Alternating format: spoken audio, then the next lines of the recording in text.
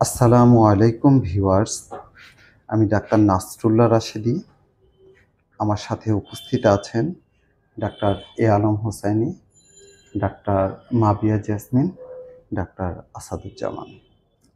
আজকে আমরা যে বিষয়টি নিয়ে আলোচনা করব সেটা হচ্ছে হৃদশুল। এই হৃদশুলের বিষয়ে আলোচনা করবার পূর্বে যে কথাটি বলছি সেটা হচ্ছে যে এই অনুষ্ঠানটি আয়োজন করেছে three free life. Three free life সম্পর্কে আলোচনার পূর্বেই আমি ডাক্তার এ আলম হোসাইনি স্যারকে এ বিষয়ে কথা বলার জন্য অনুরোধ করছি। ধন্যবাদ doctor Nasrullah Rashedi. Three free life আমরা চিকিৎসা জগতে একটি নতুন বিপ্লব নিয়ে আসার চেষ্টা করতেছি। আমাদের মূল উদ্দেশ্য হলো সাইড ইফেক্ট ফ্রি চিকিৎসা, রিফাইন্ড ফুড ফ্রি রান্নাঘর এবং অনিরাপদ কেমিক্যাল ফ্রি জীবন। এই তিনটা ফ্রিকে বাস্তবায়ন করার জন্য আমরা 5টি প্রকল্প হাতে নিয়েছি। 1 নম্বর প্রকল্প হলো নিরাপদ চিকিৎসা, 2 নিরাপদ খাদ্য ও পথ্য, 3 নিরাপদ কসমেটিক, 4 অর্গানিক কৃষি, 5 সামাজিক ব্যবসা। এই 5টি বিষয়কে সমাজে এস্টাবলিশ করার মাধ্যমে আমরা চিকিৎসা জগতের একটি নতুন বিপ্লব সৃষ্টি করার জন্য চেষ্টা করছি। এই বিষয়ে আরও বিস্তারিত জানতে আমাদের ওয়েবসাইট threefreelife.com ভিজিট করুন। সেখানে আপনারা বাংলা এবং ইংরেজি ভাষায় এই বিষয়গুলো বিস্তারিত জানতে পারবেন। ধন্যবাদ ডাক্তার নাসরুল্লাহ রাশেদি। জি স্যার, আপনাকেও ধন্যবাদ। তো আজকের এই আলোচনায় আমি আসাদুজ্জামান স্যারের কাছে চলে আসছি। স্যারের কাছে জানতে চাচ্ছি যে বুক ব্যথা বা অ্যাঞ্জাইনা পেক্টোরিস সে সম্পর্কে এটা কি এবং কেন, এ সম্পর্কে যদি আপনি আমাদেরকে একটু অবহিত করতেন। ধন্যবাদ ডাক্তার নাসরুল্লাহ রাশেদি। আজকে আমাদের ডাক্তারদের আড্ডায় একটা গুরুত্বপূর্ণ বিষয় সম্পর্কে আলোচনা হচ্ছে এবং আমাকে এই আড্ডায় সংযুক্ত করার জন্য থ্রি ফ্রি লাইফের পক্ষ থেকে ডাক্তার আলম হোসেনি স্যারকে ধন্যবাদ জানাচ্ছি। তো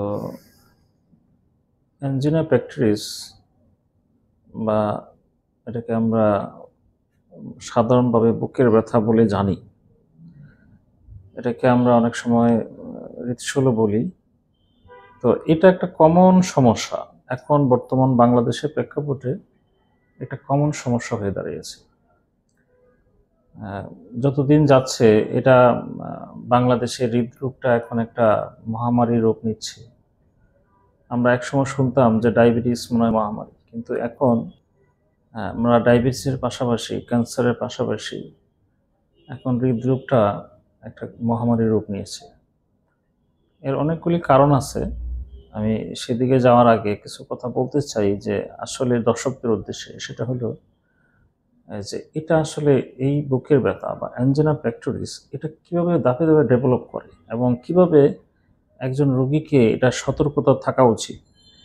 যেমন যারা অ্যাঞ্জিনা পেক্টোরিসে আক্রান্ত হবে বা এই প্রবলেমে আক্রান্ত হওয়ার আগে আপনাকে বুঝে নিতে হবে কিছু সিমটম থেকে আমরা বুঝতে পারি। যেমন প্রথম অবস্থায় মনে হবে যে বুক জ্বলতেছে এবং এটা কন্টিনিউ হয়, অনেক সময় প্রতিদিনই বুক জ্বলে।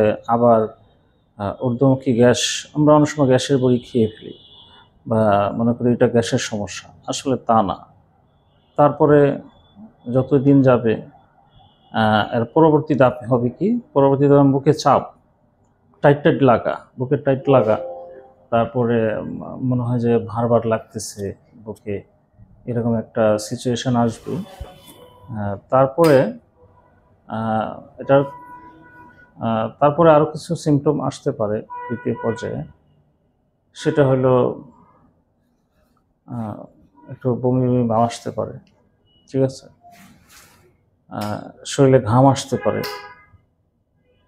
আর তৃতীয় পর্যায় থেকে হঠাৎ করে একদিন মনে হবে যে বুক ব্যথা করতেছে, বুকের মাঝখানে ব্যথা করতেছে, এরকম মনে হবে। এবং সেটাকে আমরা অনেক সময় এটাকে গুরুত্ব দেই না। আসলে আমাদের দেশে, বাংলাদেশের মানুষ আমরা আমরা আসলে সহজে রোগের প্রাথমিক অবস্থায় আমরা নিজেকে কেয়ার না করার কারণে এটা যখন শেষ পর্যায়ে চলে যায় তখন আমরা ডাক্তারদের পিছনে দৌড়াদৌড়ি করি। এটা আমাদের উচিত প্রাথমিক অবস্থাগুলি সম্পর্কে অবগত হওয়া। তো এই বুক ব্যথাটা যদি কন্টিনিউ চলতে থাকে তখন এটার সাথে আরও কিছু সিমটম আসে, সেটা হলো কপাল ধরে ঘাম আসতে পারে, তারপরে হঠাৎ করে ক্লান্তি বোধ হইতে পারে, তারপরে যে জিনিসটা হইতে পারে হাত পা ঠান্ডা হয়ে আসতেছে এরকম মনে হইতে পারে। তো শেষ পর্যায়ে এসে প্রচণ্ড বুক ব্যথা, এই তখনই আমরা সাডেন পিরিয়ডে আমরা হসপিটালে দৌড়াই। তো আমি একটা কথা বলতে চাই, সেটা হলো আমি একজন বিকল্প চিকিৎসক হিসেবে, একজন বিকল্প ধারার চিকিৎসক হিসেবে আমাদের দেশের ম্যাক্সিমাম মানুষ এলোপ্যাথি চিকিৎসার প্রতি বিশ্বস্ত বা তাকে প্রায়োরিটি দিয়ে থাকে, কিন্তু আমরা যদি বিকল্প চিকিৎসাটাকে গুরুত্ব দিয়ে থাকি তাহলে এই অ্যাঞ্জিনা পেক্টোরিয়াসের মতো রোগকে আমরা সহজে ওভারকাম করতে পারি। তো অ্যাঞ্জিনা পেক্টোরিয়াস আমি এখন যে কথাটা বলতে চাই সেটা হলো এটাকে আমরা ইউনানি দৃষ্টিকোণ থেকে দুইটা কারণকে চিহ্নিত করা হয়। একটা কারণ হলো সোয়ে মেজাস সৌদাবি এবং সোয়ে মেজাস দমবি। তো সোয়ে মেজাস সৌদাটা যেটাকে বলে সেটা হলো এটা এমন একটা প্রবলেম যে আমাদের অতিরিক্ত রকম কিছু কিছু বদভ্যাস হইতে পারে, যে বদভ্যাসগুলির কারণে আমাদের এই প্রবলেমটা হয়। সে একটা প্রবলেম হলো আমরা ঘন ঘন চা খাই, তারপরে আমরা সহজেই দেখা যাচ্ছে টাইমলি খাবার খাই না, বা অনেক ধরনের ফাস্টফুড খেয়ে থাকি। এই প্রবলেমগুলি ধীরে ধীরে একটা পর্যায়ে গিয়ে আমাদের এই প্রবলেম, গ্যাসের মতো প্রবলেমগুলি তৈরি হয়, বা যেটা আমরা গেলে সুই মেজাজ সৌদাবি বলতে পারি। আর পরিবেশের কত কারণেও ইদানিং এটাকে সারা বিশ্বব্যাপী গুরুত্ব দেওয়া হচ্ছে যে আবহাওয়ার কত কারণে, সেটা একটা হলো প্রচুর পরিমাণে প্লাস্টিক, কণা এবং সীসার মতো মারাত্মক উপাদান বায়ু এবং পানিতে থাকার কারণে আমাদের প্রতিনিয়ত আমাদের রক্তকে দূষণ করতেছে, যার কারণে এই ধরনের প্রবলেম আমাদের ক্রিয়েট করতেছে। তো এগুলি থেকে আমাদের অবশ্যই সচেতন থাকা উচিত। তো আসলে হার্ট ব্লক এটার একটা পরবর্তী ধাপ হলো হার্ট ব্লক। অ্যাঞ্জিনা পেক্টোরিয়াসের পরবর্তী ধাপ হলো হার্ট বা করোনারি আর্টারি ডিজিজ, ঠিক আছে, আর্টারিগুলি ব্লক হয়ে যায়। তো এটা আসলে আমাদের এই রোগ থেকে বেঁচে থাকার একমাত্র উপায় হলো আমাদের মধ্যে সচেতনতা। তো ধন্যবাদ ডক্টর নাসরুল। ধন্যবাদ হাকিম আসাদুজ্জামান, খুব গুরুত্বপূর্ণ আলোচনা করেছেন। এ পর্যায়ে আমি ডাক্তার নাসরুল্লাহ রাশিদি স্যারের নিকট যাচ্ছি আবার, যে অ্যাঞ্জাইনা পেক্টোরিসের লক্ষণ অর্থাৎ হৃদশুলের কি কি লক্ষণ দেখলে আমরা ধারণা করতে পারবো যে রোগীর হৃদশুল হয়েছে, এবং পরীক্ষা নিরীক্ষা এবং চিকিৎসার জন্য আমরা প্রস্তুতি নিব, যদি স্যার আপনি একটু বলতেন। জি, ধন্যবাদ স্যার এ আলম হোসাইনি আমাকে কথা বলার সুযোগ দেওয়ার জন্য। অ্যাঞ্জাইনা পেক্টোরালিস এটা হৃদশুল।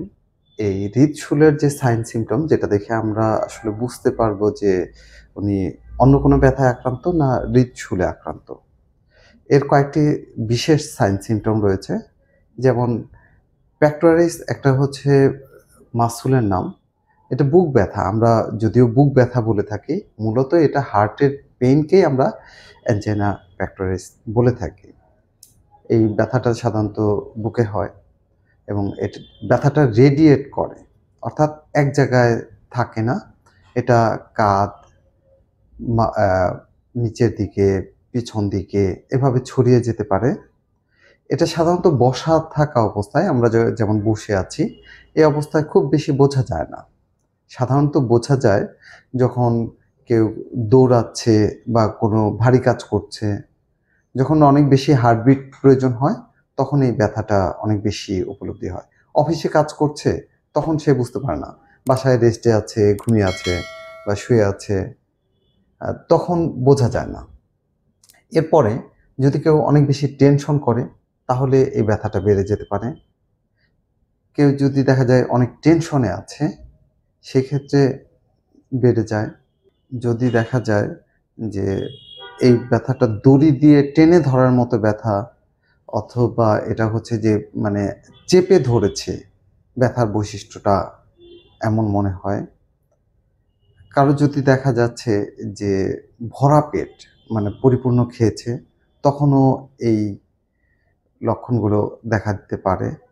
এক কথায় যখন আমরা বিভিন্ন কাজে পরিশ্রমে বা বিভিন্ন দুশ্চিন্তায় থাকি সেই ক্ষেত্রে এই লক্ষণগুলো আমাদের প্রকাশ পায়, অন্যথায় এইটা প্রকাশ পায় না। আর এই ব্যথা উপরের চোয়াল এবং নাভির নিচ এর নিচে আর যায় না, রেডিয়েট করে, এটা ঠিক আছে, কিন্তু রেডিয়েট করাটা মানে সর্বনিম্ন নাভি পর্যন্ত এবং উপরে নিচের মাড়ির চোয়াল পর্যন্ত সীমাবদ্ধ থাকে।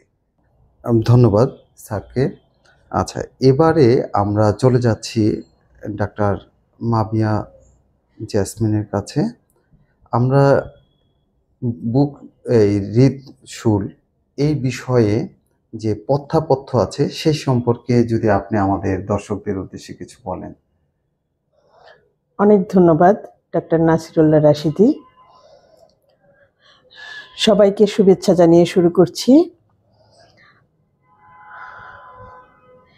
অ্যানজাইনা রোগীদের খাদ্য খুবই গুরুত্বপূর্ণ একটি জিনিস, কারণ এমন পুষ্টিকর খাবার আমাদের বেছে নিতে হবে যা শরীরের রক্ত চলাচলকে স্বাভাবিক রাখবে এবং হৃদরোগের ঝুঁকি কমাবে। এজন্য প্রথমেই আমরা গুরুত্ব দিব ওমেগা 3 ফ্যাটি অ্যাসিড সমৃদ্ধ খাবারকে, যেটা আমরা পাবো সামুদ্রিক বিভিন্ন ধরনের মাছ, বিভিন্ন ধরনের সিড এর মধ্যে, যেমন চিয়া সিড, ফ্ল্যাক্স সিড ইত্যাদি। এরপর আমরা সবজি এবং ফলে যেতে পারি। সবজি এবং ফলের মধ্যে আপেল, বিটরুট, পালং শাক, ব্রোকলি, এগুলি যা আমাদের প্রোটিনের চাহিদা পূরণ করবে কিন্তু কোলেস্টেরল বাড়াবে না। তারপর বাদাম, অন্যান্য বীজ যেমন আমন্ড, আখরোট এবং সূর্যমুখীর বিচি, এগুলো আমাদের হৃদরোগের ঝুঁকি কমায় এবং আমাদের শরীরের রক্ত চলাচলকে ভালো রাখে। খাবারের মধ্যে আমরা গুরুত্ব দিব পুরো শস্যকে, যেমন ব্রাউন রাইস। যদি ব্রেডের দিকে যাই তাহলে হলো হোল গ্রেইন ব্রেড, যেখানে পুরোটা শস্য থাকবে, মানে কোনো প্রক্রিয়াজাত খাবার না। এরপর আমরা রসুন খেতে পারি। রসুন হচ্ছে আমাদের শরীরের রক্ত চলাচলকে ঠিক রাখে, হার্ট ব্লকে বাধা দেয়, যেহেতু আমরা জানি অ্যানজাইনার পরবর্তী স্টেপটাই হচ্ছে হার্ট ব্লক। তো প্রতিরোধমূলক ব্যবস্থা নিতে হবে আমাদেরকে। অনেক ধন্যবাদ। আমরা আবার নাসিরুল্লাহ স্যারের কাছে ফিরে যাচ্ছি। ধন্যবাদ মাবিয়া ম্যাডামকে তার মূল্যবান বক্তব্য দেওয়ার জন্য। এবার আমরা জানতে চাচ্ছি ডাক্তার এ আলম হোসাইনী স্যারের কাছে যে হোমিওপ্যাথিতে এই বিষয়ে বুক হৃদশুল এই বিষয়ে কি রিমেডি রয়েছে বা ইন্ডিভিজুয়ালাইজ যে ঔষধ রয়েছে সে সম্পর্কে যদি আপনি আমাদেরকে কিছু বলতেন। ধন্যবাদ ডাক্তার নাসরুল্লাহ রাশেদি। হোমিওপ্যাথি চমৎকার একটি আরোগ্যকারী চিকিৎসা ব্যবস্থা এবং সাইড ইফেক্ট ফ্রি চিকিৎসা ব্যবস্থা। আমরা 3 ফ্রি লাইফ নিয়ে কথা বলছিলাম, যে 3 ফ্রি লাইফ হলো 3টা বিষয়কে ফ্রি করবে। 1 সাইড ইফেক্ট ফ্রি চিকিৎসা, 2 রিফাইন্ড ফুড ফ্রি রান্নাঘর, 3 অনিরাপদ কেমিক্যাল ফ্রি জীবন। তো তো তারই ধারাবাহিকতায় আমাকে এখন যে প্রশ্নটা করা হয়েছে, হোমিওপ্যাথিতে অ্যানজাইনা পেক্টোরিস বা হৃদশুলের চিকিৎসা এবং তার ইন্ডিভিজুয়ালাইজড বিষয়টা নিয়ে আলোচনা করার জন্য।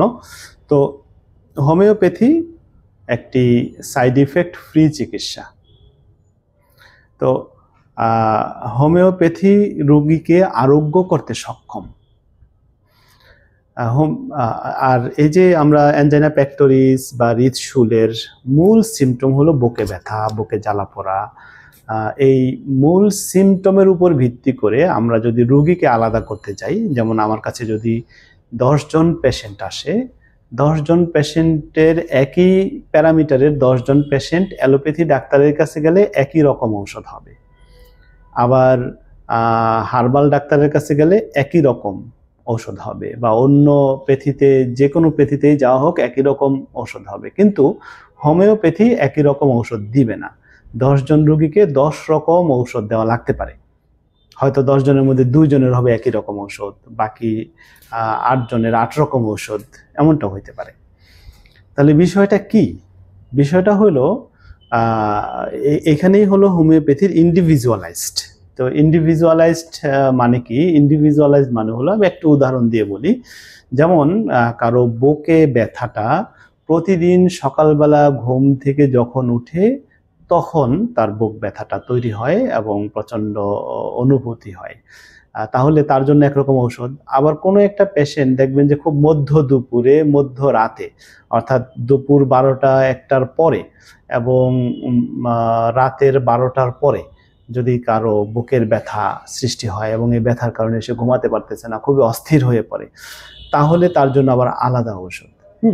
অন্য একজন পেশেন্ট দেখা গেল যে বুক ব্যথা হয়েছে, ঠান্ডা পানি খেলে তার কাছে ভালো লাগতেছে, অন্যজন গরম পানি খেলে ভালো লাগতেছে। যে গরম পানি খায় তার জন্য একরকম ঔষধ, যে ঠান্ডা পানি খেলে ভালো লাগে তার জন্য অন্যরকম ঔষধ। হ্যাঁ, কোনো একটা পেশেন্ট দেখা যায় যে খুব টেনশন যদি করে তাহলে তার বুক ব্যথা হয়। হ্যাঁ, অন্যজনের টেনশন লাগে না, এমনি বুক ব্যথা হয়। তাহলে যে টেনশন একটা কারণ, তো এই কারণকে উপলক্ষ করে আমরা ওষুধ দিতে পারি। অথবা দেখা যায় যে কোনো একটা পেশেন্ট দীর্ঘ সময় ধরে একটা টেনশন বা একটা বিজনেসে ফেলিউর অথবা কোনো একটা বিষয়ে তার একটা গ্রিফ ইত্যাদি কারণে তার আস্তে আস্তে বুক ব্যথা তৈরি হয়ে গেল এবং অ্যানজাইনা পেক্টোরিসের সিমটমগুলো দেখা দিল। তো ওই সিমটমগুলোর উপর ভিত্তি করে আমরা কিন্তু তার জন্য আলাদা করে ওষুধ দিতে পারি। এই হলো অ্যানজাইনা পেক্টোরিসের একটা হোমিওপ্যাথি কেন ইন্ডিভিজুয়ালাইজড এবং কেন আরোগ্য করে।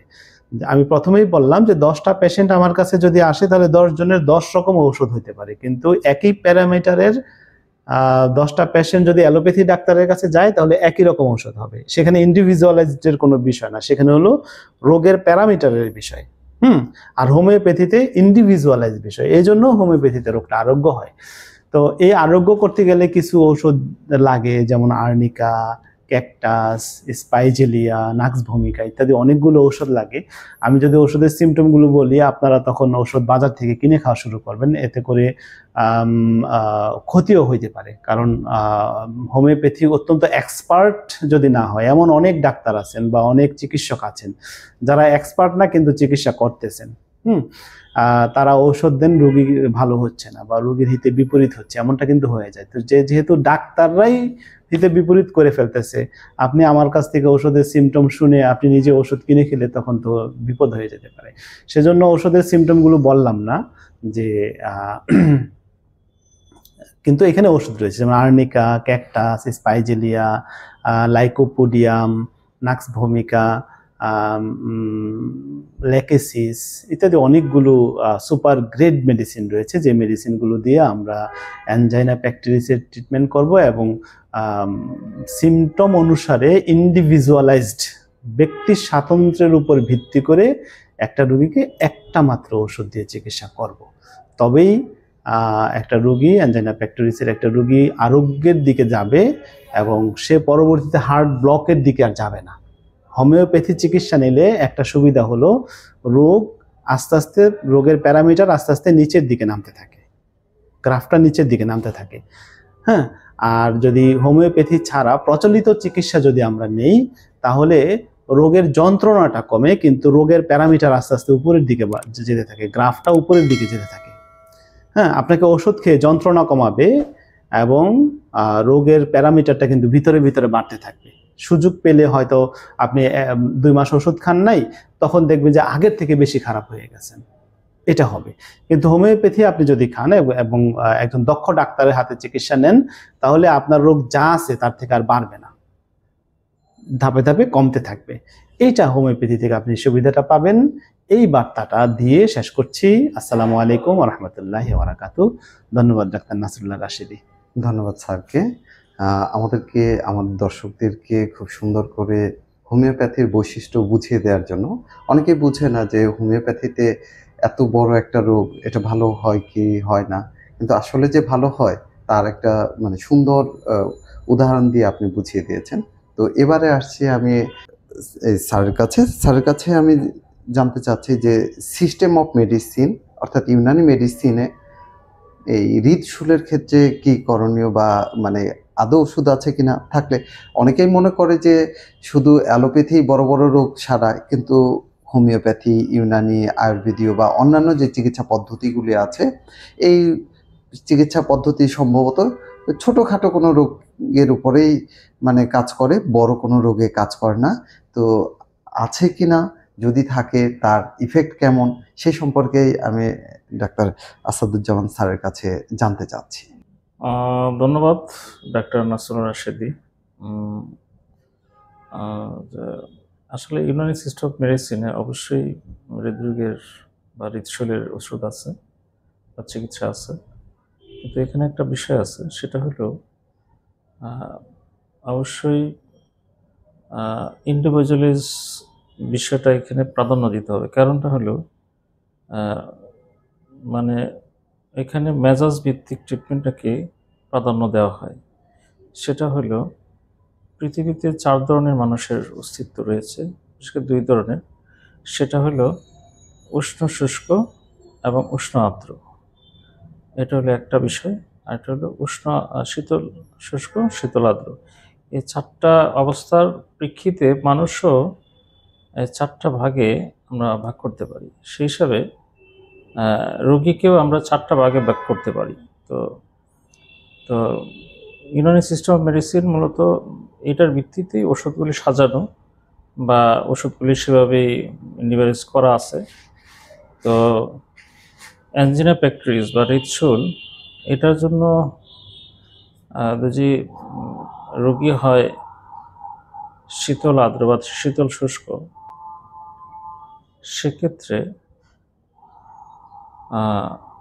সেক্ষেত্রে আমি বলবো যে চমৎকার কাজ করবে হলো আপনার গোলকত বা করতে পারি আমরা খামিরা অপারেশন, ঠিক আছে। আর যদি রোগী হয় আপনার শীতল শুষ্ক বা শীতল আর্দ্র প্রকৃতি, তার উল্টা দিকে আমরা রসুনের একটা চমৎকার ব্যবহার রয়েছে। রসুনকে আমরা কাজ করে দিতে পারি। আর সেক্ষেত্রে জরিস চালিনুস, এটাকে আমরা ব্যবহার করতে পারি। আর যদি উষ্ণ আর্দ্র বা উষ্ণ শুষ্ক প্রকৃতি হয়ে থাকে, সেক্ষেত্রে গোলকন গোলক বা খামিরা অপারেশন চমৎকার কাজ করবে। তো এরকম প্রকৃতিতে অন্তত শত শত হার্বস রয়েছে, যে হার্বসগুলি মেজাজ অনুযায়ী বা টেম্পারমেন্ট অনুযায়ী এগুলিকে আইডেন্টিফাই করে রোগী অনুযায়ী ওষুধ দিলে অবশ্যই রোগী সুস্থ হবে। ধন্যবাদ। ধন্যবাদ হাকিম আসাদুজ্জামান স্যার, খুব সুন্দর আলোচনা করেছেন যে অ্যাঞ্জাইনা পেক্টোরিসের হার্ব বা ভেষজ চিকিৎসা। তো এখন আমরা তো এতক্ষণ শুনলাম অ্যাঞ্জাইনা পেক্টোরিস কি, তারপর অ্যাঞ্জাইনা পেক্টোরিসের হোমিওপ্যাথি চিকিৎসা, অ্যাঞ্জাইনা পেক্টোরিসের পথ্য, তারপর ইউনানি চিকিৎসা, সবকিছু আমরা শুনলাম। কিন্তু পরীক্ষা নিরীক্ষা করে আমরা কিভাবে জানবো বিষয়টা, এই বিষয়টা আমাদের জানা বাকি আছে। এই বিষয় সম্পর্কে আমরা জানতে চাই ডাক্তার নাসরুল্লাহ রাশেদী স্যারের নিকট যে কি পরীক্ষা করে আমরা রোগীর কাছ থেকে জানতে পারবো বা পরীক্ষার মাধ্যমে আমরা জানতে পারবো যে রোগীটার অ্যানজাইনা পেক্টোরিস হয়েছে। ধন্যবাদ স্যার। তো আমরা এমনি তো শুনেছি অনেক সাইন সিমটম শুনেছি, বুক ব্যথা হলে আমরা যদি মনে করি যে এটা অ্যানজাইনা পেক্টোরিসের ব্যথা, তো এটা আসলে নির্ধারণ করা যায় কিভাবে যে আমি সত্যি কি হৃদশুলে আক্রান্ত না অন্য কোনো ব্যথা? সেজন্য আমরা যেটা সচরাচর দেখে থাকি সেটা হচ্ছে যে ইসিজি, ইলেকট্রোকার্ডিওগ্রাম। এই ইলেকট্রোকার্ডিওগ্রামের মাধ্যমে আমরা জানতে পারি যে মানে হার্টের রক্ত চলাচল স্বাভাবিক আছে কি নেই। এর মাধ্যমে আমরা বুঝতে পারবো যে হার্ট ঠিক আছে কি নেই। এরপর ইকোকার্ডিওগ্রাম, এটা সাধারণত আলট্রাসোনোগ্রাফির মাধ্যমে করা হয়। এই ইকোকার্ডিওগ্রামের মাধ্যমেও আমরা জানতে পারি বা বুঝতে পারি যে আমাদের হৃদশুল আছে কিনা বা হৃৎপিণ্ডের কোনো সমস্যা আছে কিনা, হৃদযন্ত্রের কোনো ত্রুটি হয়েছে কিনা বা সঠিকভাবে চলছে কিনা, এটা জানার একটা আছে। এরপরে আমরা দেখা যায় ইকোকার্ডিওগ্রাম আমরা করে থাকি। এরপরে এনজিওগ্রাম যদি করি তাহলে আমরা আরেকটা জিনিস বুঝতে পারি যে আমাদের যে হার্টের যে আর্টারিগুলো আছে সেখানে ব্লক আছে কিনা, ব্লকের মাত্রাটা কেমন, কি অবস্থা, যে হৃৎপিণ্ড ভালো আছে না নেই, সেই বিষয়টা সম্পর্কে আমরা জানতে পারি এবং আমরা নিশ্চিত হতে পারি যে এই ব্যথাটা কিসের, এটা অন্য কোথাওকার ব্যথা না আপনার এই হার্টের ব্যথা সেটা। এরপর ব্লাড টেস্টের মাধ্যমে আমরা জানতে পারি যে সেখানে যদি কোলেস্টেরলের মাত্রা বেশি থাকে তাহলে আমরা বুঝতে পারবো যে আমাদের হৃদশুল আছে কি না। এই বিষয়গুলো আমরা জানার জন্য এই টেস্টগুলো সাধারণত করে থাকি। এই টেস্টগুলোর মাধ্যমেই আমরা নিশ্চিত হতে পারি যে উনি সত্যিকারেই হৃদযন্ত্রের কোনো সমস্যায় আক্রান্ত কিনা না এটা অন্য কোনো ব্যথা, সেটা সম্পর্কে আমরা জানতে এবং অবহিত হতে পারি এবং এই টেস্টের মাধ্যমেই আমরা নিশ্চিত হতে পারি যে উনি আসলে কিসে আক্রান্ত। ধন্যবাদ স্যারকে। এবারে আমরা ডাক্তার মাবিয়া জিয়াসমিনের কাছে জানতে চাইব যে এই রোগে আমাদের যে করণীয় এবং বর্জনীয় সেই বিষয় সম্পর্কে আপনি যদি আমাদেরকে একটু জানাতেন বা আমাদের দর্শকদেরকে জানাতেন তাহলে আমাদের দর্শকরা বা পুরো দেশের মানুষরা উপকৃত হতো। অনেক ধন্যবাদ ডাক্তার নাসিরুল্লাহ রাশেদী স্যার। অ্যানজাইনা রোগীদের খাদ্যাভ্যাস অনেক গুরুত্বপূর্ণ একটা জিনিস। তো আমরা কি কি বর্জন করব? প্রথমেই আমাদের বর্জন করতে হবে কোলেস্টেরল এবং ফ্যাট জাতীয় খাবার। সেটা হচ্ছে যে ফ্যাটটা ব্যাড ফ্যাট হিসেবে শরীরে জমা হয় সেটা। এক্ষেত্রে আমরা সয়াবিন তেল যে আমরা বাংলাদেশে অহরহ ইউজ করা হয় সেটা অবশ্যই বর্জন করব। এবং এর পরিবর্তে আমরা কি ব্যবহার করব? আমরা ব্যবহার করব অলিভ অয়েল অথবা কোল্ড প্রেসড নারিকেল তেল। সেটা দিয়ে রান্না করলে সেই খাবারটা এই রোগীদের জন্য এবং সবার জন্যই আসলে স্বাস্থ্যকর। তারপর আমরা ঘি, মাখন অ্যানজাইনা রোগীদের জন্য অবশ্যই বর্জনীয়। তারপর আমরা সেকেন্ডে বর্জনীয় যেটা সেটা হলো অতিরিক্ত লবণ জাতীয় খাবার। অতিরিক্ত লবণ জাতীয় খাবার যেমন প্রসেস ফুড, যেমন চিপস, আচার, এগুলো অতিরিক্ত লবণ দিয়ে প্রিজারভেটিভ করা হয়, এ কারণে এগুলো অবশ্যই বর্জনীয়।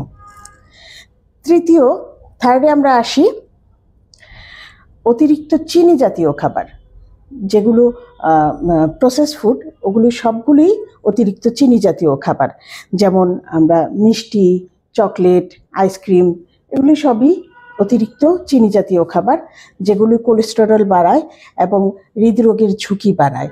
এই জন্য এগুলি অবশ্যই বর্জন করতে হবে। তারপরে আমরা যাব প্রক্রিয়াজাত খাবারে। যে কোনো ধরনের প্রসেস ফুড বর্জনীয়। এমনকি আমরা যে ফ্রিজের খাবার ব্যবহার করি সেটাও বর্জনীয়। ফ্রিজের ঠান্ডা পানি খাবার মানে ঠান্ডা পানি পান করার প্রবণতা আমাদের অনেকেরই আছে, সেটাও বর্জন করতে হবে। অতিরিক্ত ঠান্ডাটা যে রক্ত চলাচলে বাধা সৃষ্টি করে, এ কারণে এটা বর্জন করা উচিত। 5 নম্বরে আমরা আসবো ট্রান্স ফ্যাট সমৃদ্ধ খাবার, যেমন যেগুলি অতিরিক্ত ভাজা খাবার, সমুচা সিঙ্গারা কিংবা ফাস্ট ফুড যেগুলো আছে সেগুলো আমরা বর্জন করব, যেমন সিপির মুখরোচক খাবারগুলো আর কি। তারপর আসবে অতিরিক্ত ক্যাফেন, কফি হতে পারে, কিংবা আমরা যারা ঘন ঘন চা পান করি, চায়ের সাথে যে দুধটা মেশানো হয় যেটা কনডেন্স মিল্কটা শরীরের জন্য অনেক ক্ষতিকর, বিশেষত এই রোগের জন্য। তারপর ধূমপান এবং অ্যালকোহল, এটা তো সর্বাবস্থায় বর্জনীয়। তারপরও অ্যাঞ্জাইনা রোগীদের যদি এই খারাপ অভ্যাসগুলি থাকে তাহলে অবশ্যই সেটা অতি সত্বর বাদ দেওয়া প্রয়োজন। সুস্থ থাকতে হলে আমাদেরকে কিছু নিয়ম কানুন মেনে চলতেই হবে। অনেক ধন্যবাদ আমাকে কথা বলার সুযোগ দেওয়ার জন্য। আমরা আবার ফিরে যাচ্ছি রাশিদি স্যারের কাছে। ধন্যবাদ আপনাকে সুন্দর করে কি কি বর্জনীয় সেই বিষয়গুলি বলার জন্য। তো আমরা যদি একটা জিনিস খেয়াল করি যে আমরা যারা শহরে বসবাস করি আমরা কিন্তু এই রোগে আক্রান্ত হচ্ছি অনেক বেশি। আমাদের একটা কথা প্রায়ই প্রচলিত যে লাইফস্টাইল। আমরা যারা শহরে বাস করি এরা অধিকাংশই অলস প্রকৃতির, অর্থাৎ কায়িক পরিশ্রম আমরা একেবারেই করি না। আমরা ঘুমাই দেরিতে, ঘুম থেকে উঠি দেরিতে। আমরা যদি আর্লি ঘুমাতে পারি, আমাদের খাদ্যাভ্যাসে যদি কিছু পরিবর্তন আনতে পারি, যে আমরা মানে ঠিক 9টা-10টার মধ্যে খাওয়া দাওয়া করে ঘুমিয়ে যেতে পারি। এবং খাদ্যাভ্যাসের মধ্যে আরেকটা জিনিস যে আমরা অতিরিক্ত খাবার গ্রহণ করব না। 1 ভাগ খাবার, 1 ভাগ পানি এবং 1 ভাগ পেট খালি রেখেই আমরা মানে খাবার গ্রহণ করব। ক্ষুধা না লাগলে আমরা খাবো না। জোর করে মানে এখন ক্ষুধা নেই তারপরেও খাচ্ছি, ভালো জিনিস খাচ্ছি, এমনটা করব না। আর ভালো জিনিস হলেই যে আমাদের বেশি খেতে হবে, অধিক মশলাযুক্ত খাবার থেকে যতটুকু সম্ভব আমরা বিরত থাকতে চেষ্টা করব। ডাক্তার এ আলম স্যারের কাছে যে জিনিসটি জানতে চাবো সেটা হচ্ছে যে এই বিষয়ে আপনার অ্যারোমা থেরাপির যে আছে এবং 3 ফ্রি লাইফে আপনাদের কোনো প্রোডাক্ট আছে কিনা হৃদশুলের ব্যাপারে, সেই বিষয়ে আপনার কাছে একটু জানতে চাচ্ছি। ধন্যবাদ doctor Nasrullah Rashedi. Aroma therapy অত্যন্ত গুরুত্বপূর্ণ একটি বিষয়। অ্যারোমা থেরাপি বিষয়টা কি একটু বুঝাই। অ্যারোমা মানে হলো সুঘ্রাণ, থেরাপি মানে তো সুঘ্রাণ অ্যাপ্লাই। তো এই অ্যাপ্লাইটা আমরা বিভিন্ন মাধ্যমে করতে পারি। কসমেটিকের মাধ্যমে করতে পারি, বিশেষ করে ফেসিয়াল ক্রিম, বডি লোশন, তারপর হেয়ার অয়েল বা বডি অয়েল ইত্যাদি মাধ্যমে অ্যারোমা থেরাপিটা আমরা অ্যাপ্লাই করতে পারি। এছাড়াও ডিফিউজারের মাধ্যমে ঘরের পরিবেশে আমরা অ্যারোমা থেরাপির যে ঘ্রাণটা সেটা আমরা ছেড়ে দিতে পারি ঘরে। এই পুরো ব্যাপারটা কেন, আমরা হৃদশুলের পেশেন্টের জন্য কেন আমাকে অ্যারোমা থেরাপির প্রয়োজন হতে পারে?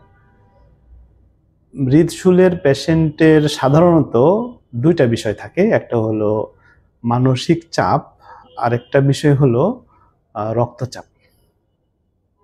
মানসিক চাপ এবং রক্তচাপ দুটাকেই কন্ট্রোল করার মতো ক্ষমতা আমাদের অনেকগুলো তেলে রয়েছে, যে তেলগুলো ন্যাচারাল, তবে সাধারণত ক্রোপ তেল না, অর্থাৎ এডিবল যে তেল আমরা মানে ভোজ্য তেল যেটা বলি, সেই ভোজ্য তেল না। এই তেলগুলোকে বলা হয় এসেনশিয়াল অয়েল। যেমন লেভেন্ডার একটা গাছ, সেই গাছের থেকে একটা তেল হয়, সেই তেলটাকে বলা হয় লেভেন্ডার এসেনশিয়াল অয়েল। এই লেভেন্ডার এসেনশিয়াল অয়েলের কাজ কি? এটা সারা বিশ্বে এটা খুব সুপ্রসিদ্ধ একটা তেল, যেটা যে একটা শান্তিপূর্ণ, একটা রিল্যাক্সিং ফিলিং দান করে এটার ঘ্রাণটা। এই তেলটা দিয়ে যদি কাউকে বডি লোশন বানিয়ে দেওয়া হয়, ফেসিয়াল ক্রিম বানিয়ে দেওয়া হয়, যে হেয়ার অয়েল ইউজ করেন সেই হেয়ার অয়েলে যদি এই তেলটা দিয়ে দেওয়া হয়, তাহলে একটা সুন্দর একটা সুঘ্রাণ আসবে। সেই সুঘ্রাণের কারণে তার মধ্যে একটা রিল্যাক্সিং একটা ফিলিং তৈরি হবে। সেই ফিলিংটা একজন অ্যানজাইনা পেক্টোরিস রোগীর জন্য খুব গুরুত্বপূর্ণ একটা ব্যাপার, কারণ তার একটা মানসিক চাপ এবং মানে কেবল রক্তচাপ, 2টা বিষয়ে তার মধ্যে ওতপ্রোতভাবে জড়িত। তো এই 2টা চাপই কমাতে সক্ষম। আরেকটা তেল রয়েছে ক্যামোমাইল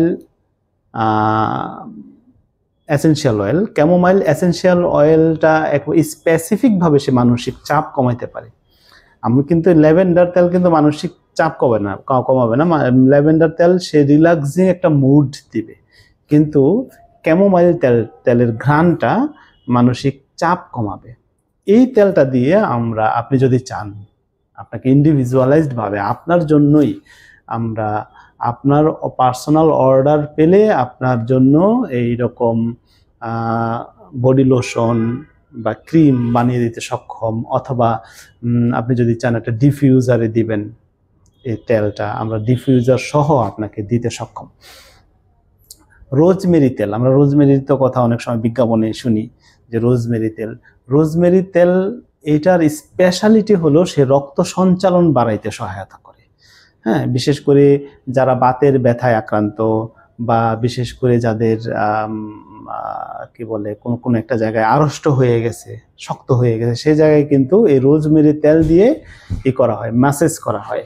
তো এই তেলের ঘ্রাণটাও মানুষের জন্য উপকারী এবং রক্ত সঞ্চালন উন্নত করতে সাহায্যকারী। তো এই তেলটা যখন মানুষের রক্ত সঞ্চালনটাকে উন্নত করতে সহায়তা করে, তাহলে এটা দিয়ে আমরা লোশন তৈরি করতে পারি, এটা দিয়ে আমরা ফেসিয়াল ক্রিম তৈরি করতে পারি, এটা দিয়ে আমরা হেয়ার অয়েল বা বডি অয়েল তৈরি করতে পারি, এটা দিয়ে আমরা ম্যাসেজ অয়েল তৈরি করতে পারি। এবং এটাকে আমরা ডিফিউজার হিসেবে ঘরের পরিবেশে বাষ্প আকারে ছেড়ে দিতে পারি। এই পুরো সাবজেক্ট সবগুলো বিষয় আমাদের কাছে আছে, আপনারা চাইলে আপনারা প্রত্যেকটা সাবজেক্টে নিতে পারবেন। ইউক্যালিপটাস তেল, এটাও খুব গুরুত্বপূর্ণ একটি বিষয়। এটাও কিন্তু রক্ত সঞ্চালন বাড়াতে সহায়তা করে, এবং যাদের শ্বাসকষ্ট আছে, বিশেষ করে যাদের অ্যানজাইনা পেক্টোরিস, তাদের কিন্তু শ্বাসকষ্টের একটা প্রবলেম তৈরি হয়। তাদের শ্বাসকষ্টকে রিলিফ করার জন্য এই তেলটা খুব গুরুত্বপূর্ণ। এই তেলটা সবচেয়ে বেশি কাজে লাগবে যখন ডিফিউজারে করে বা ঘরের বাষ্পে ছেড়ে দেওয়া হবে। তো এছাড়াও সবসময় যদি এই তেলের ঘ্রাণটা আপনার কাছে ভালো লেগে থাকলে আপনি এটা দিয়ে লোশন বানাতে পারেন, এটা দিয়ে ফেসিয়াল ক্রিম বানাতে পারেন, হেয়ার অয়েল বানাতে পারেন, ম্যাসেজ অয়েল করতে পারেন। এসবগুলো ব্যবস্থা আমাদের কাছে আছে। আপনি যে কোনো একটা ফরম্যাটে আমাদের কাছে, এক ফরম্যাট বা একাধিক ফরম্যাটে আমাদের কাছ থেকে নিতে পারবেন। আরেকটা খুব গুরুত্বপূর্ণ তেল আছে, সেটা হলো জেসমিন এসেনশিয়াল অয়েল। আমরা তো জেসমিন এসেনশিয়াল অয়েলের নাম অনেক সময় শুনেছি, বিভিন্ন বিজ্ঞাপনে জেসমিনের কথা বলে। তো সেই জেসমিন এসেনশিয়াল অয়েল মানে তার যে একটা ঘ্রাণ, এই ঘ্রাণটা শরীরকে প্রশান্তি দিতে এবং মনকে ভালো রাখতে সহায়তা করে। যেহেতু অ্যানজাইনা পেক্টোরিসের রোগীর মনে একটা মানসিক চাপ থাকে, তার জন্য এই তেলের ঘ্রাণটা খুব গুরুত্বপূর্ণ। এখন সবচেয়ে বড় বিষয় হলো এই 5টা তেলকে আমরা যদি কম্বিনেশন করে একটা প্যাকেজে নিয়ে এসে এই 5টা তেল দিয়ে একটা তেলের বোতল বানালাম, বা এই 5টা তেল দিয়ে আমরা বডি লোশন বানালাম, 5টা তেল দিয়ে ফেসিয়াল ক্রিম বানালাম, ডিফিউজারে করে ঘরের পরিবেশে বাষ্প ছেড়ে দেওয়া হলো, তাহলে সবগুলো উপকারিতাই আপনারা পাবেন, এবং সবগুলো বিষয়ই আপনারা আমাদের কাছ থেকে সাপোর্ট নিতে পারবেন। এই বার্তা দিয়ে শেষ করছি। ধন্যবাদ, ডাক্তার নাসরুল্লাহ রাশিদি। জি, ধন্যবাদ স্যারকে সুন্দর করে, বিশেষ করে অ্যারোমা থেরাপি সম্পর্কে এবং 3 লাইফের প্রোডাক্ট সম্পর্কে বলার জন্য। তো আমরা যুগ যুগ ধরে একটা জিনিস দেখে আসছি যে গাছপালা থেকে আমরা উপকার নিয়ে আসছি। হিপোক্রেটিসের সময় থেকেই আমরা নিয়মিতভাবেই, বিশেষ করে চিকিৎসার জন্য আমরা গাছপালার উপকারিতা নিয়ে আসছি। তো এবারে আমরা চলে আসছি ডাক্তার আসাদুজ্জামান স্যারের কাছে, যে হৃদ শুলের ক্ষেত্রে আমরা অর্জুন সাল এবং রসুনের যে ভেষজ গুণাগুণ আছে, সেই ভেষজ গুণাগুণ সম্পর্কে যদি স্যার আমাদেরকে একটু অবহিত করতেন, তাহলে আমার দর্শকরা উপকৃত হতো। ধন্যবাদ ডাক্তার নাসরুল্লাহ রাশিদি। অর্জুন এবং রসুন, এই দুইটা হার্বস খুব পপুলার সারা বিশ্বে, বিশেষ করে গার্লিক বা রসুন। এটাকে সম্পর্কে, এর গুণ সম্পর্কে মানুষ জানে না, এরকম মানুষ খুব কমই আছে। তো আসলে রসুন একটা ফাংশনাল হার্বস, বা এটাকে আমরা ক্রপ বলতে পারি, সবজি বলতে পারি, যে কোনোভাবে এটাকে আমরা বলতে পারি, বা মশলা বা যে কোনো একটা এসেনশিয়াল বা অত্যন্ত উপকারী একটা আপনার একটা উপাদান, রান্নাঘরের অপরিহার্য। রসুন ছাড়া রান্নাই হয় না, তাই না? তো রসুনের যে আরেকটা গুণ আছে, সে গুণটা আসলে আমরা কতটুকু কাজে লাগাইতে পারি, সেটা একটা গুণ হলো রসুন হৃদরোগের বেস্ট মেডিসিন। কীভাবে বেস্ট মেডিসিন? কারণ রসুনের মধ্যে এমন কিছু উপাদান আছে যে উপাদানটার কারণে যুগ যুগ ধরে সারা পৃথিবীতে চিকিৎসকগণ, শুধু ভেষজ চিকিৎসক নয়, সকল ধরনের চিকিৎসক রসুনকে সার্টিফাই করে থাকে হৃদরোগের চিকিৎসা, এটাকে রোগীকে প্রেসক্রাইব করে থাকে। তো এটা আমি যেটা আমার ব্যক্তিগত অভিজ্ঞতা থেকে সেটা বলতেছি যে রসুন অ্যাঞ্জিনা পেক্টরিস বা হৃদশূল এই সমস্যায় যারা আক্রান্ত তাদের জন্য অত্যন্ত কার্যকরী একটা মেডিসিন। এটাকে এখন বাজারে ট্যাবলেট আকারে, ক্যাপসুল আকারে বা সিরাপ আকারে পাওয়া যায়, তো বা অয়েল আকারে পাওয়া যায়। তো আমরা যেভাবে এটাকে ব্যবহার করি না কেন, যদি আমরা মনে করি কারো তাৎক্ষণিক বুকের ব্যথা উঠছে, তাহলে রসুনের তেলকে আমরা যদি বুকে মালিশ করি, তাহলে তাৎক্ষণিকভাবে তার বুকের ব্যথা রিলিফ হয়ে যাবে। তাহলে আরেকটা ব্যাপার হলো, যদি বুকের ব্যথা বা অ্যাঞ্জিনা পেক্টরিস ক্রনিক পর্যায়ে চলে যায়, আমরা অনেকেই জানি, বিশেষ করে যাদের হার্ট ব্লকের রোগী, তাদের একাধিক ব্লক থাকতে পারে। সেটা থাকতে পারে আর্টারিতে, সেটা থাকতে পারে তার হার্টে, তাই না? তো হার্টের ব্লক এবং আর্টারি ব্লকগুলি একটু ভিন্ন, সেপারেট। তো যদি নিয়মিতভাবে রসুনকে আমরা, যারা হার্ট ব্লকের রোগী, রসুনকে গরম ভাতের সাথে আমরা খেতে পারি, তাহলে এটা একটা পর্যায়ে গিয়ে, বিশেষ করে বয়স অনুযায়ী মাত্রা ঠিক করে এটাকে নিয়মিত সেবন করে যেতে হবে। এবং সেটা যদি নিয়মিত সেবন করে যায়, তাহলে ইনশাল্লাহ সে অ্যাঞ্জিনা পেক্টরিস যত কঠিনই হোক বা যত ক্রনিক পর্যায়ে যাক, এটা ইনশাল্লাহ স্বাভাবিক হয়ে যাবে। এরপরে আসি অর্জুন। অর্জুন হলো ইন্ডিভিজুয়ালি এটা একটা শীতল মেজাজের একটা হার্বস। বিশেষ করে যাদের রক্তর প্রাবল্য বেশি থাকে, তাদের জন্য অর্জুন যুগে যুগ ধরে ব্যবহার হয়ে আসছে, বিশেষ করে ভারতীয় উপমহাদেশে, ইন্ডিয়ান সাবকন্টিনেন্টে। এখন সারা বিশ্বে অর্জুনকে গুরুত্ব দেওয়া হচ্ছে, কারণ অর্জুনের মধ্যে এমন কিছু প্রপার্টিস আছে যেটা হৃদ পেশির জন্য, বিশেষ করে হার্টের পেশির জন্য, বিশেষ করে হার্ট ব্লকের জন্য, সরাসরি যারা হার্ট ব্লকের জন্য অত্যন্ত কার্যকরী। আমি আগে উল্লেখ করেছি করোনা আর্টারি ডিজিজের জন্য, বিশেষ করে অ্যাথেরোস্ক্লেরোসিস এই সমস্যার জন্য রসুন যেমন কার্যকরী, সেরকম হার্ট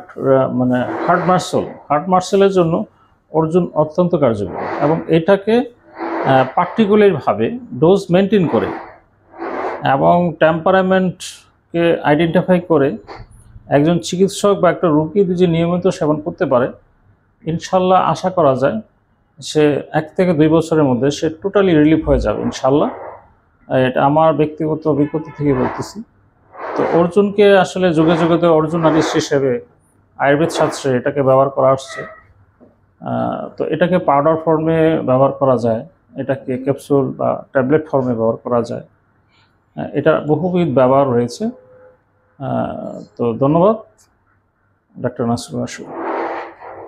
ধন্যবাদ হাকিম আসাদুজ্জামান স্যারকে। তো আমরা তো অনেক কিছুই জানলাম, অনেক কিছু শুনলাম।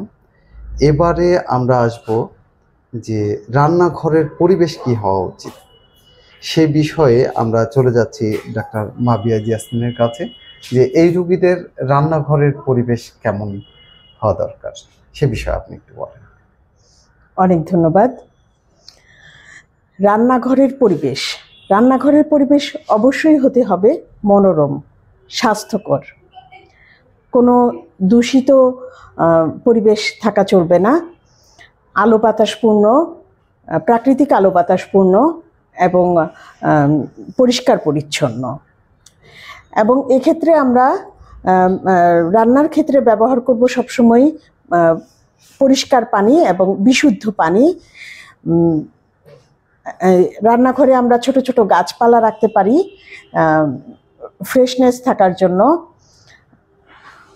থাকার জন্য পরিবেশটা। এছাড়াও হালকা সঙ্গীতের ব্যবস্থা করা যেতে পারে। এবং রান্নাঘরে আমরা যা বর্জন করব তা হলো প্লাস্টিক এবং মেলামাইনের জিনিসপত্র। যে তৈজসপত্র আমরা ব্যবহার করি সেগুলোর মধ্যে প্লাস্টিক এবং মেলামাইন সম্পূর্ণভাবে নিষেধ করতে হবে। ধন্যবাদ। ধন্যবাদ ম্যাডামকে। ধন্যবাদ আমার যে প্রাণপ্রিয় শ্রোতা এবং দর্শক রয়েছেন, তাদেরকেও ধন্যবাদ জানাচ্ছি আমাদের এই আলোচনা শোনার জন্য। আপনাদেরকে বলবো আমাদের সাথেই থাকার জন্য। আপনাদের যদি কোনো প্রশ্ন থাকে তবে অবশ্যই আমাদেরকে প্রশ্ন করে জানাবেন। আমাদের ইউটিউব চ্যানেলকে সাবস্ক্রাইব করে রাখবেন, আমাদের ফেসবুক লাইক দিয়ে রাখবেন, আপনাদের বন্ধুবান্ধবদের মাঝে শেয়ার করবেন। আর আপনাদের যে কোনো প্রশ্নের উত্তর আমরা যতদূর সম্ভব দিতে চেষ্টা করব। আপনারা যদি কোনো প্রশ্ন থেকে থাকে আপনারা আমাদের নাম্বারে যোগাযোগ করতে পারেন, আমাদের ওয়েবসাইটে যোগাযোগ করতে পারেন, আমাদের ফেসবুক, ইউটিউব যে কোনো জায়গায় যদি আপনারা কমেন্ট করেন আমরা চেষ্টা করব সেই কমেন্টের রিপ্লাই দেওয়ার। আর সরাসরি আমাদের সাথে যুক্ত থাকার জন্য অনুরোধ করছি এবং আপনাদের বন্ধু বান্ধব তাদেরকেও বলছি যে আমাদের সাথে থাকবেন। আমরা নিয়মিতভাবেই বিভিন্ন রোগের ঔষধ এবং ভেষজ, হোমিওপ্যাথি ইত্যাদি বিষয় নিয়ে আপনাদের সামনে আমরা হাজির হব নিয়মিতভাবেই। আমাদেরকে সাপোর্ট করার জন্য আপনাদেরকে ধন্যবাদ জানিয়ে শেষ করছি। আসসালামু আলাইকুম ওয়া রাহমাতুল্লাহি ওয়া বারাকাতুহু।